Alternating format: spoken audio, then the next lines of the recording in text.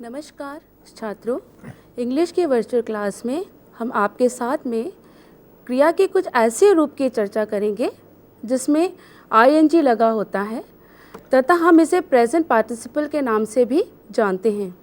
बच्चों, यही present participle कभी संज्ञा के रूप में भी प्रयोग में लाया जाता है। ऐसे में कब ये संज्ञा है और कब ये क्रिया है, इसे पहचानने में हमारे बच्चे अक्सर गलती करते हैं। यही गलतियों से बचने के लिए आज और इसमें सुधार लाने के लिए हमने अपने एक्सपर्ट मिस्टर तिवारी को आज हमने उनको बुलाया है, आमंत्रित किया है। तो मिस्टर तिवारी, आपका हम स्वागत करते हैं। Thank you ma'am.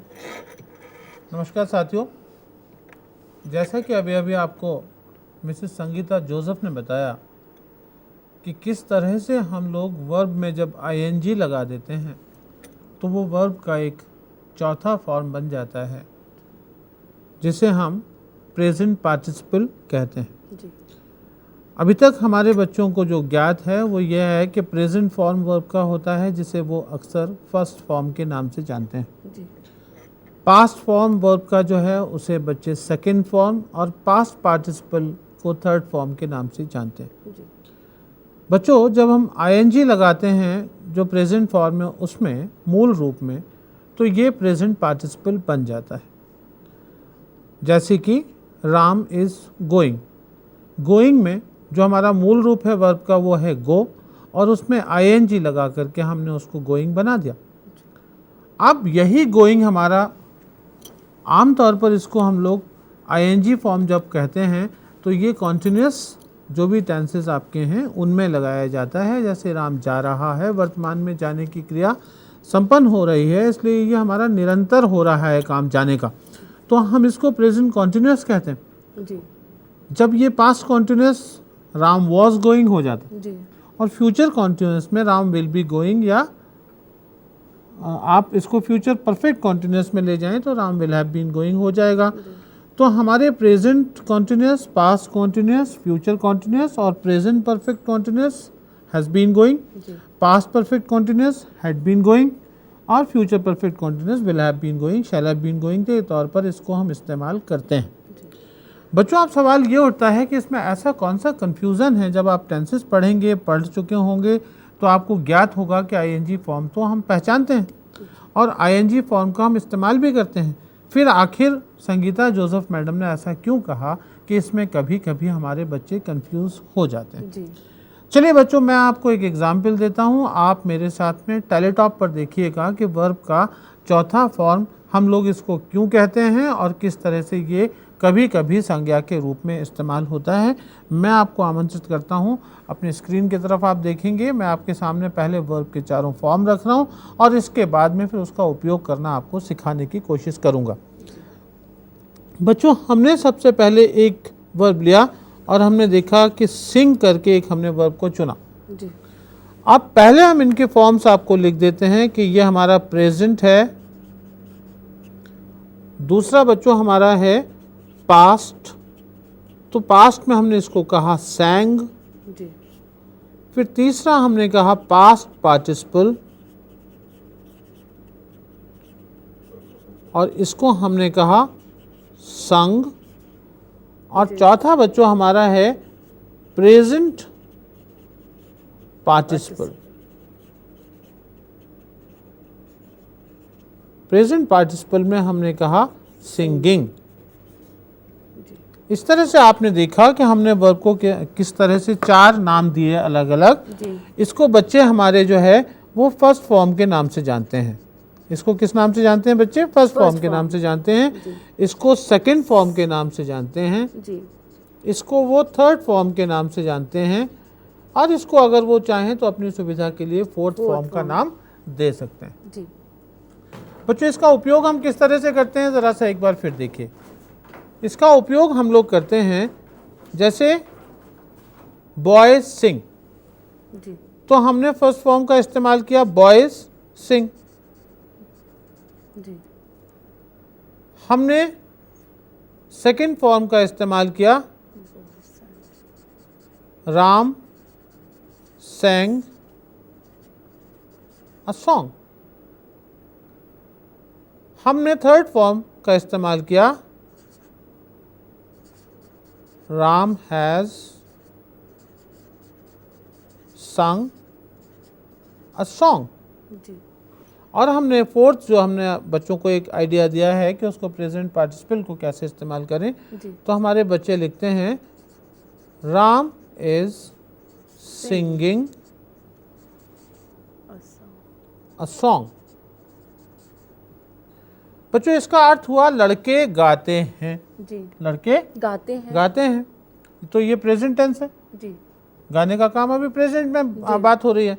Ram sang a song, लड़कों ने एक गाना, राम ने एक गाना गाया, तो पास्ट टेंस। पास्ट टेंस हो गया, जी तो ये सेकंड फॉर्म हमने लिया। जी Ram has sung a song, Ram गाना गा चुका है, गाने का काम खत्म हो खत्म हो गया। लेकिन प्रेजेंट में हुआ, जी तो हमने इसको क्या किया, पास्ट पार्टिसिपल यूज किया, third form of the verb किया। जी और बच्चों हमने फिर राम गाना गा रहा है, अभी गाने का काम चल रहा है, तो कॉन्टिन्यूस फॉर्म यूज करेंगे। बिल्कुल। कंटिन्यू करना मतलब क्या होता है बच्चों, कंटिन्यू करना माने किसी काम को जारी रखना, तो कंटिन्यूस फॉर्म हो गया कि अभी भी गाना गा रहा है, तो ये हमारा हमने सिंगिंग यूज किया। अब इसको हमने कहा कि ये प्रेजेंट पार्टिसिपल होता है, लेकिन आज जो हम आपसे बात करने जा रहे हैं वो हम आपको बता रहे हैं कि किस तरह से ये प्रेजेंट पार्टिसिपल हमारा कभी कभी संज्ञा के रूप में प्रयोग होता है। जी संज्ञा, जैसा कि बच्चों हमने आपको इस सत्र में जब अपने लेसन शुरू किए थे तो हमने आपको बताया था संज्ञा क्या होती है, ऑल नेमिंग वर्ड्स। तो लेट अस सी नाउन को एक बार फिर से हम आपके साथ रिवाइज करते हैं। नाउन क्या होता है बच्चों, all naming words are nouns. जितने भी नाम होते हैं दुनिया भर के, all naming words are noun. Noun. तो जितने भी नाम होते हैं वो सब संज्ञा कहलाते हैं, चाहे वो नाम आपके व्यक्तियों के हों या फिर वस्तुओं के हों या स्थानों के हों अथवा आदतों के नाम हों, आदतों के नाम, ये सब क्या होंगे, संज्ञा कहलाते हैं। ये हमारे बच्चे अच्छी तरह से जानते हैं, बिल्कुल, क्योंकि हमने बच्चों को बताया था कि कैसे एब्स्ट्रैक्ट नाउन जो है वो आदतों के, एहसास वगैरह के नाम होते हैं। बिल्कुल। अब बच्चों हम यहाँ पर ये देखेंगे कि आखिर क्या ज़रूरत हो गई कि हम लोग क्रिया पढ़ाते पढ़ाते आपको संज्ञा पर चले गए। एक वाक्य आप देखेंगे और आपका सारा के सारा कंफ्यूजन दूर हो जाएगा। जी। हमने बच्चों यहाँ पे लिखा राम इज सिंगिंग। हिंदी में हुआ राम क्या कर रहा है, गा रहा है। राम गा रहा है, गा रहा है। तो राम कौन सी क्रिया कर रहा है, गाने की क्रिया कर। बिल्कुल। तो यहाँ पर सिंगिंग क्या है, क्रिया है। जी ठीक है जी। अच्छा, और दूसरे सेंटेंस में आप देखिए संगीता जी, यहाँ पर लिखा है राम लाइक्स सिंगिंग। जी। राम को क्या पसंद है, राम को गाना पसंद है। राम को गाना पसंद है। तो बच्चों यहाँ पर राम गा तो नहीं रहा है, बिल्कुल नहीं, राम गाना नहीं गा रहा है, राम को गाने का काम पसंद है। बिल्कुल, यानी गाने की जो आदत है उसकी, जी, उसकी बात हो रही है। बिल्कुल। या उसकी लाइकिंग की बात हो रही है, उसको क्या पसंद है, कौन सी चीज पसंद है। तो गाना यहाँ पर एक चीज हो गई उसके लिए। जी। आपको क्या चीज पसंद है, मुझे तो गाना पसंद है। जी। तो गाना एक आदत का नाम हो सकता है या उसकी पसंद का नाम हो सकता है, तो नाम हो गया। नाम हो गया यानी क्या हो गया, ये नाउन हो गया, संज्ञा हो गया। जी। तो यहाँ पर बच्चों आप देख रहे हैं कि सिंगिंग आपका क्रिया तो नहीं है। सिंगिंग क्या हो गया, यहाँ पर संज्ञा हो गया। क्रिया क्या है, लाइक्स, पसंद करना। जी। ये एक काम का नाम है कि मैं इसको पसंद कर रहा हूँ, मतलब अभी क्या कर रहा हूँ, पसंद कर रहा हूँ किसी चीज को। जी। जैसे दुकान में जाते हैं जी। और पेरेंट्स बच्चों से कह देते हैं अच्छा अपनी पसंद का बैग ले लो। बिल्कुल। तो बच्चों से पूछो अभी क्या कर रहे हो, मैं बैग पसंद कर रहा हूँ। कौन सा काम कर रहा है, पसंद करने का काम कर रहा है। तो यहाँ पर लाइकिंग जो है आपकी एक क्रिया है, लाइक्स, और सिंगिंग क्या है, ये संज्ञा है, नाउन। तो बच्चों हमने देखा कि किस तरह से सिंगिंग को हमने संज्ञा के तौर पर इस्तेमाल किया। ये आपका संज्ञा है क्योंकि ये एक नाम हो गया। बिल्कुल ठीक जी। अब यहाँ पर हमने देखा कि ये क्रिया के बाद आया। जी। ठीक, बिल्कुल। कभी कभी ये क्रिया के पहले आ जाता है, उसको देखेंगे हम कैसे। जी। Singing is good profession. A good profession कह सकते हैं, लाइकिंग कह सकते हैं और हैबिट कह सकते हैं, जो भी आप चाहें। जी गाना गाना अच्छी आदत है। तो बच्चों देखिए यहाँ पे क्या हो रहा है, सिंगिंग क्या है, एक आदत का नाम है फिर से, तो ये भी संज्ञा है। बिल्कुल। तो यहाँ भी हम देख रहे हैं कि ये संज्ञा के तौर पर इस्तेमाल हो रहा है। जी ठीक है। जी अब सवाल ये है कि अगर ये संज्ञा के तौर पर इस्तेमाल हो रहा है तो क्या इसको आप फिर भी आप वर्ब कहेंगे? ये आप हमारे बच्चों को बताइए। यही तो मैं आपसे जानना चाहता हूँ। यहाँ कंफ्यूजन है कि नहीं? बिल्कुल है। तो कंफ्यूजन है बच्चों, यहाँ पर मैडम ने भी माना कि यहाँ पर कंफ्यूजन Confusion है है। कि अगर ये संज्ञा के तौर पर इस्तेमाल हो रहे हैं तो भी क्या ये फिर वर्ब कहलाएगा? नहीं कहलाएगा। तो हम कहते हैं कि when a present participle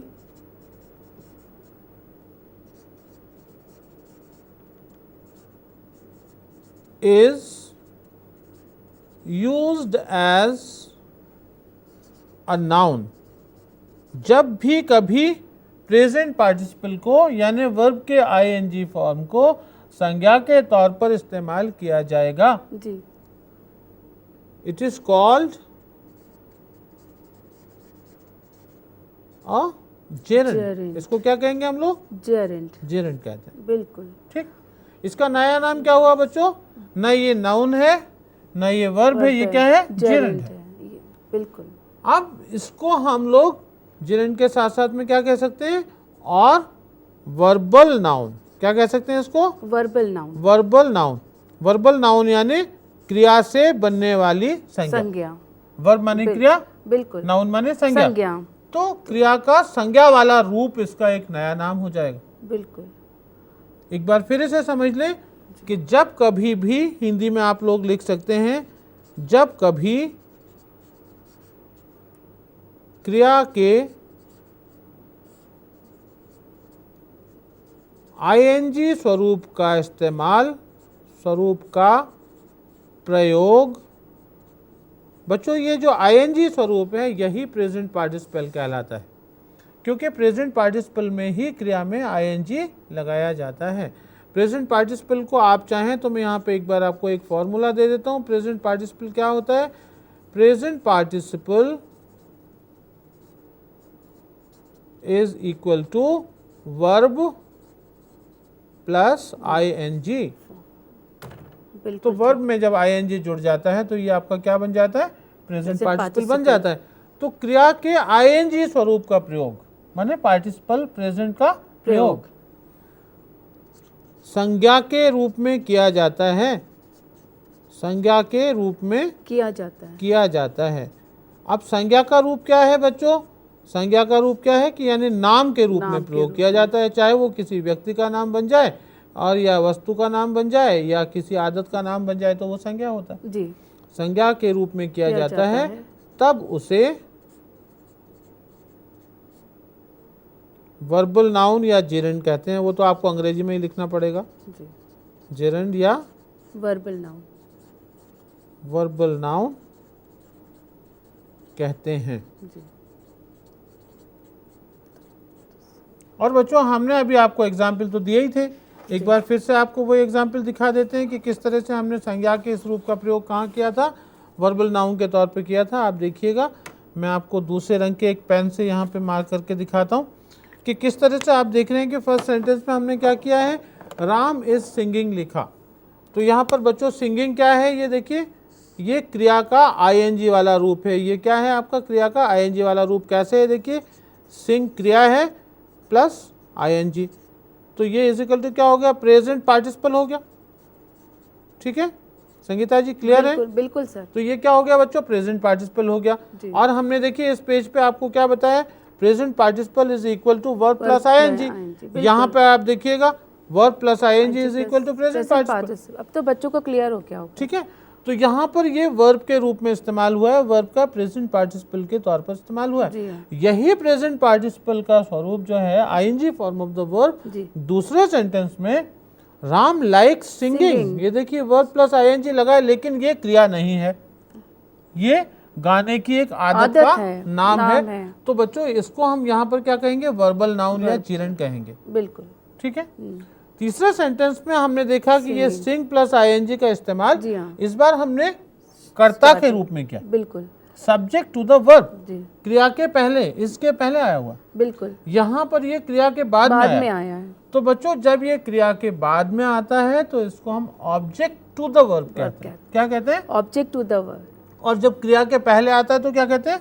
subject to the verb कहते हैं। जी, ठीक है। तो अब ये जो जेरेंड था, मेरे ख्याल से ये बच्चों को क्लियर हो गया होगा कि जेरेंड हम किसको कहते हैं, जी हाँ, वर्बल नाउन किसको कहते हैं, ये कैसे बनता है, ये आईएनजी फॉर्म से ही बनता है। अब इसके प्रयोग किस तरह से किए जाते जी हैं हाँ। उन पे बात करने के पहले एक बार मैं फिर बच्चों को दोहरा दूं। बच्चों, हम जब कभी भी क्रिया के आईएनजी स्वरूप अर्थात वर्ब प्लस आईएनजी अर्थात continuous form of the verb या present participle of the verb का उपयोग कर्ता के रूप में करते हैं जी, या क्रिया के कर्म के रूप में करते हैं, यानी कि संज्ञा के रूप में करते हैं, तो उसको हम जेरेंड या प्रेजेंट पार्टिसिपल कहते हैं। यहाँ पर ध्यान देने वाली बात ये होगी बच्चों कि हम कैसे पहचाने बिल्कुल कि ये क्रिया है या संज्ञा। संज्ञा तो उसके लिए हमको प्राइमरी नॉलेज तो सभी बच्चों को होगी जी, कि किस तरह से हम लोग इज एम आर के बाद में, अगर वॉज वेयर के बाद में, या विल बी शैल बी के बाद में, या has been have been had been के बाद में जब वर्ब में आईएनजी आ रहा है तो समझ लीजिए वो क्रिया है। बिल्कुल ठीक है। जी, और अगर पहले से कोई क्रिया आई हुई है जी, और उसके बाद दोबारा आईएनजी आ रहा है तो समझ लीजिए वो ऑब्जेक्ट टू द वर्ब है। वर्ब है। और अगर वो is am are was were के पहले ही आ गया है जी, और शुरुआत ही वहीं से हो रही है आईएनजी फॉर्म से, तो समझ लीजिए वो सब्जेक्ट टू द वर्ब है, सेंटेंस के एकदम प्रारंभ में आया हुआ है। जी, बच्चों, अब मैं आपको इसके 4 प्रकार से जो उपयोग होते हैं उनके बारे में आपसे एक एक करके बात करूंगा। आप देखिए, सबसे पहले हम इसका प्रयोग करते हैं, पहला तो हमने वर्ब के रूप में करते ही हैं जी, जो कॉन्टिन्यूअस फॉर्म में जाता है। जी, दूसरा, हम जब इसको जेरेंड के रूप में प्रयोग कर रहे होते हैं या वर्बल नाउन के रूप में प्रयोग कर रहे होते हैं, तो इसमें नंबर 1 जो हमारा होता है वो है सब्जेक्ट टू अ वर्ब, जी, क्रिया के कर्ता के रूप में। इसको हिंदी में भी लिख देंगे, बिल्कुल बच्चों को समझ में आ जाएगा। बच्चों, इसको हम कहते हैं क्रिया के कर्ता के रूप में।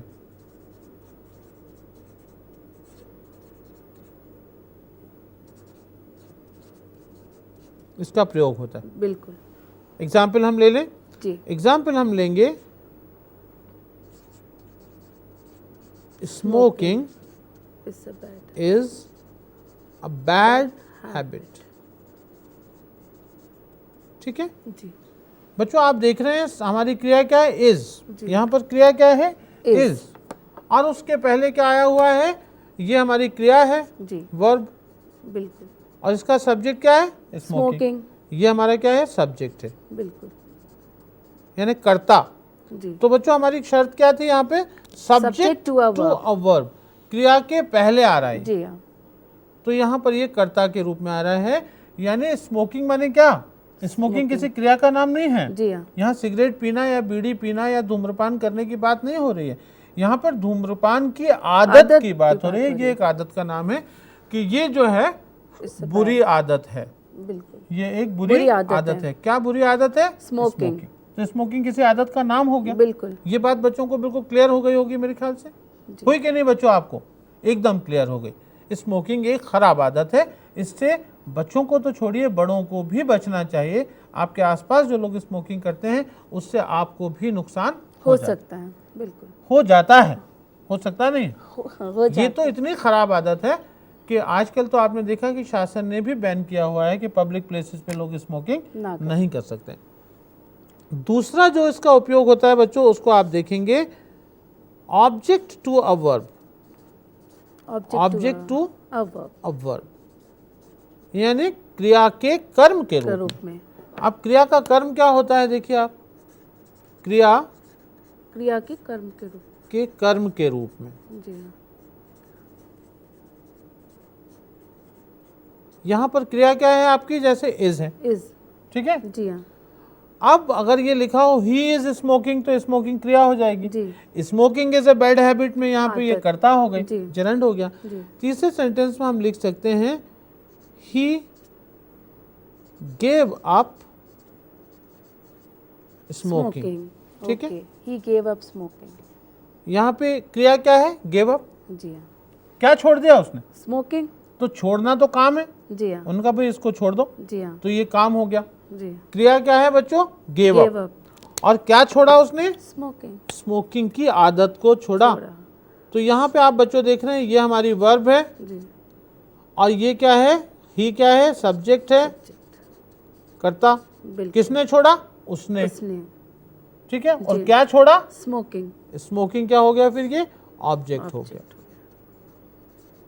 बच्चों यहाँ पर ये क्या हुआ? ऑब्जेक्ट हो गया। ऑब्जेक्ट। तो क्रिया आपकी क्या थी? Gave up. और उसका सब्जेक्ट क्या था? ही। उसने छोड़ा। बिल्कुल। अब हम पता कैसे करेंगे इसमें क्रिया क्या, कर्म क्या, कर्ता क्या? जरा बच्चों से बात करें। जी बच्चों इस सेंटेंस को अपने सामने रखिए, ही गेव अप स्मोकिंग। अब अपने आप से 3 सवाल करिए। कर्ता ढूंढना है तो पूछिए किसने छोड़ा? जी उत्तर क्या है? ही। तो कर्ता मिल गया। बिल्कुल। उसने क्या छोड़ा? स्मोकिंग। ठीक है, जी तो कर्म मिल गया। बिल्कुल। ठीक है, और उसने क्या किया? He gave up smoking. उसने क्या किया? Gave up. जी काम कौन सा किया? छोड़ा। उसने छोड़ा। उसने स्मोकिंग का क्या किया? छोड़ा। तो बिल्कुल। यहाँ पर आपको क्रिया मिल गई। जी तो बच्चों हम देखते हैं कि सब्जेक्ट ढूंढने के लिए हम लोग एक क्वेश्चन करते हैं, हु, कौन, जी। किसने। हाँ ठीक है, बिल्कुल। और व्हाट का क्वेश्चन लगाते हैं तो क्या मिल जाता है? What did he do? हाँ, ही he gave gave up up smoking। Smoking. बिल्कुल ठीक है, बिल्कुल। तो इस तरह से हम लोग कर्ता, क्रिया और कर्म की पहचान, हमारे शिक्षक साथियों से हमारा निवेदन है कि बच्चों को बार बार ऐसे एग्जाम्पल्स दें कि उनको ये चीज़ें समझ में आ जाए। बिल्कुल। तो ये 2 प्रकार हुए कि जब सब्जेक्ट टू द वर्ब होता है तो बहुत सारी चीज़ें, जैसे swimming is a good exercise. बिल्कुल अब स्विमिंग क्या है? Is the name of the exercise. बिल्कुल। Swimming is a good exercise. Swimming क्या है? Subject to the verb. Subject. ठीक है, बिल्कुल। Smoking is bad habit. Smoking क्या है? सब्जेक्ट। सब्जेक्ट है। बिल्कुल। Singing is a wonderful liking. बिल्कुल। सिंगिंग क्या है? Wonderful, आदत है, बिल्कुल। सब्जेक्ट है। सब्जेक्ट है। ऐसे बहुत सारी चीजें हम लोग कर सकते हैं। जी seeing pictures is my hobby. अब ये सीइंग क्या है? यहाँ पर भी करता है। तो हम बच्चों देख रहे हैं कि शुरुआत सीइंग से हो या बिलीविंग से हो या सिंगिंग से हो, स्मोकिंग से हो, स्विमिंग से हो। जी ठीक है, तो ये सारे के सारे शुरू में आए हैं सेंटेंस के, इसलिए इनको सब्जेक्ट के रूप में हम लोग मानते हैं। ये सब हमारे क्या है? कर्ता है। इनके बाद में क्रिया आ रही है तो ये सब्जेक्ट टू द वर्ब होंगे। इन्हीं को जब हम कह दें ही लाइक्स स्विमिंग, उसे क्या पसंद है? स्विमिंग पसंद है। ही लेफ्ट स्मोकिंग, उसने क्या छोड़ दिया? स्मोकिंग छोड़ दिया। बिल्कुल। ठीक है, जी तो ही लाइक्स सीइंग फिल्म्स। अब सीइंग को हमने फिर लाइक्स के बाद कर दिया। तो बच्चों हम देख रहे हैं कि यहाँ पर ये क्रिया के बाद चले गए, इसलिए सबके सब ऑब्जेक्ट टू द वर्ब है। मैंने आपसे कहा था कि 4 तरह से इसका इस्तेमाल होता है। अब 2 तरह से और किस तरह से होगा? तो हम तीसरी तरह की तरफ चलते हैं बच्चों, complement to the verb. Complement to the verb. Complement to the verb. अब ये कॉम्प्लीमेंट टू द वर्ब है, ये बहुत आसानी से बच्चों समझ में नहीं आता, क्योंकि दोनों एक दूसरे को ऐसा लगता है दोनों ही जेरेंड हैं या दोनों ही आपके वर्ब हैं, क्योंकि दोनों आईएनजी फॉर्म एक साथ आते हैं। जी यहाँ पे क्या होता है? दोनों आईएनजी, 2 आईएनजी फॉर्म एक साथ आते हैं। एक आईएनजी फॉर्म होता है क्रिया और दूसरा आईएनजी फॉर्म होता है संज्ञा। नाउन है ना? मजेदार बात देखिए आप। जी। तो इसको हम कर दें कॉम्प्लीमेंट टू द वर्ब।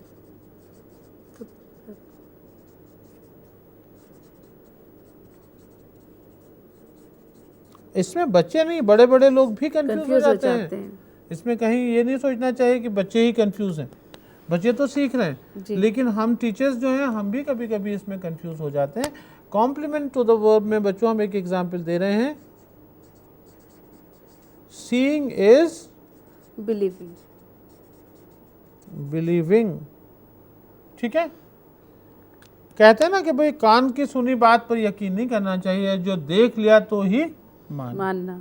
ठीक है, बिल्कुल। अब इसमें बस हम यही पता कर पाते हैं बच्चों कि बिलीविंग यकीन करना एक क्रिया है जी। और सीइंग एक कर्ता है यानी संज्ञा है। इसको संज्ञा और सर्वनाम वैसे देखने में ये दोनों क्रियाएं लग रही हैं, लेकिन ये चूंकि वर्ब हमारी हेल्पिंग वर्ब क्या है, इज है, और हेल्पिंग वर्ब के पहले सी सब्जेक्ट आता है, बिल्कुल। और सब्जेक्ट क्या होते हैं, सब्जेक्ट वर्ब नहीं होते हैं, सब्जेक्ट क्या होते हैं, नाउन्स होते हैं। तो ये हमारा वर्बल नाउन है, और ये हेल्पिंग वर्ब के बाद मेन वर्ब आया हुआ है जो आईएनजी फॉर्म में प्रेजेंट पार्टिसिपल है, तो ये हमारा क्या है, वर्ब है। तो दोनों देखने में वर्ब लगते हैं, या दोनों ही देखने में जेरेंड या वर्बल नाउन लगते हैं, लेकिन पता करने के लिए हमारे पास बीच में एक हेल्पिंग वर्ब है। ओके, ठीक है जी। तो जैसे अगर आप एक सिंपल सेंटेंस लेंगे, राम इज गोइंग, तो इज के बाद में क्या आ रहा है, गोइंग वर्ब आ रहा है। तो ऐसे he seeing is, believing is के बाद में क्या आएगा, वर्ब आएगा, और पहले क्या आएगा, संज्ञा आएगा। Is that clear? बिल्कुल, ये भी क्लियर हो गया। अब बच्चों चौथा जो होता है उसमें ये ऑब्जेक्ट टू द प्रीपोजिशन होता है। क्या होता है ये? ऑब्जेक्ट टू द प्रीपोजिशन, यानी प्रीपोजिशन। जी, ठीक है, we call it preposition. Okay, preposition तो आप बोलते हैं, ठीक है। तो बच्चों प्री और पोजीशन, जी, माने किसकी पोजीशन है, एक प्रीपोजिशन की जो है वो प्री माने पहले, जी, तो वो इसके पहले क्या होता है, प्रीपोजिशन होता है। अब देखिए बच्चों कैसे होगा प्रीपोजिशन। जैसे इसको सबसे पहले तो मुझे लाल रंग इस्तेमाल करना चाहिए बच्चों के लिए, अभी तक मेरा वही ट्रेंड चल रहा है। ये है ऑब्जेक्ट टू प्रीपोजिशन। जी, प्रीपोजिशन। बच्चों प्रीपोजिशंस क्या होते हैं, जी, ऑफ होता है, जी, ठीक है, फॉर होता है, ऐसे ही प्रीपोजिशंस बच्चों को याद है, एट होता है, वगैरह वगैरह। तो बच्चों हम एक एग्जाम्पल ले लेते हैं, किसी ने हमको धन्यवाद मदद कर दी, हम उसको धन्यवाद देते हैं। किस बात के लिए धन्यवाद देते हैं, हमारी मदद करने का धन्यवाद। तो हम उसको किस तरह से लिखते हैं, thanks for helping me, thanks for helping me, ठीक है। तो ये क्या है, फॉर प्रीपोजिशन, और प्रीपोजिशन के बाद में क्या आया हुआ है, हेल्पिंग। अब हेल्पिंग यहाँ क्रिया नहीं है जी, आपकी मदद के लिए धन्यवाद, मतलब जो आपने मेरी मदद की थी उस मदद के लिए धन्यवाद, ठीक है जी। तो ये थैंक्स हम जो बोल रहे हैं, थैंक्स एक क्रिया है जी, आप धन्यवाद दे रहे हैं, ये क्रिया है, ठीक है, बिल्कुल। और इसके पहले आएगा आई thank you for helping me, इस तरह से बनता है, ठीक है ना। जी। तो थैंक्स फॉर हेल्पिंग मी, बच्चों आप देख रहे हैं ये हेल्पिंग जो है हमारा फॉर के बाद आया है, फॉर हमारा प्रीपोजिशन है जी, और इसीलिए हम इसको ऑब्जेक्ट टू द प्रीपोजिशन कहते हैं। इस तरह से हमने बच्चों देखा कि हम लोग जो हमारा वर्बल नाउन होता है उसको कितने बहुत बेहतर तरीके से उसको हम समझ सकते हैं। हमारे शिक्षक साथी हमारे बच्चों को ये समझाने में बिल्कुल कामयाब होंगे और पहले से भी कामयाब हैं वो। हमें इसमें कहीं से कोई ये नहीं कहना चाहते कि वो कहीं से कोई कन्फ्यूज़न होगा, फिर भी हमारा काम ये है कि हम यहाँ स्टूडियो में बैठकर आपकी मदद करते हैं कि आप और कितने बेहतर तरीके से बच्चों को चीज़ों को समझा सकते हैं। बच्चों को ये समझाने की बहुत ज़रूरत है कि वो जिसको वर्ब प्लस आईएनजी माने वो continuous form of the verb मान के चलते हैं, it is not always like that, वो हमेशा वैसी नहीं होती है। कई बार ऐसा होता है कि इसको क्रिया के रूप में इस्तेमाल किया जाता है और कई बार ऐसा होता है इसको हम लोग कर्ता के रूप में इस्तेमाल करते हैं, कभी इसको कर्म के रूप में इस्तेमाल करते हैं। लेकिन जब हम इसको क्रिया के रूप में इस्तेमाल नहीं करते हैं और फिर भी उसमें आईएनजी लगा होता है किसी क्रिया के मुख्य रूप में, तो हम उसको वर्बल नाउन या जीरन कहते हैं। मैंने आपको एग्जाम्पल दिया, जैसे सिगरेट पीने की एक आदत किसी को लग गई है तो कहते हैं कि he is having a bad habit of smoking. तो ऑफ स्मोकिंग जब कर दिया तो ये प्रीपोजिशन एक आ गया ऑफ, तो ये क्या हो गया, ऑब्जेक्ट टू प्रीपोजिशन हो गया। एंड ही लेफ्ट स्मोकिंग, उसने स्मोकिंग छोड़ दी, वर्ब के जस्ट बाद में आ गया तो ऑब्जेक्ट टू द वर्ब हो गया। And smoking is a bad habit अगर उसने कह दिया तो smoking has come like a subject, ठीक है, बिल्कुल सर। तो हमने बच्चों को ये बताया कि किस तरह से हम लोग जेरेंड का इस्तेमाल करते हैं। 4 तरह से करते हैं बच्चों, सब्जेक्ट टू द वर्ब के रूप में करते हैं, ऑब्जेक्ट टू द वर्ब के रूप में करते हैं, कॉम्प्लीमेंट टू द वर्ब के रूप में करते हैं and object to the preposition के रूप में करते हैं। कुल मिलाकर के ये चारों ही रूप उस क्रिया में आईएनजी फॉर्म होता है, फिर भी उसको संज्ञा के रूप में इस्तेमाल करने के 4 अलग अलग तरीके होते हैं। क्रिया में जब कभी आईएनजी लगा हो तो हमेशा ये ना माने कि ये प्रेजेंट पार्टिसिपल है, डिपेंड करेगा कि उसका इस्तेमाल किस तरह से किया गया है। हमें उम्मीद है कि आपको आज का पाठ समझ में आया होगा, पसंद आया होगा। एक बार फिर आप सभी का धन्यवाद करते हुए, संगीता जी का धन्यवाद करते हुए और स्टूडियो के हमारे साथियों का धन्यवाद करते हुए हम आपसे विदा लेते हैं।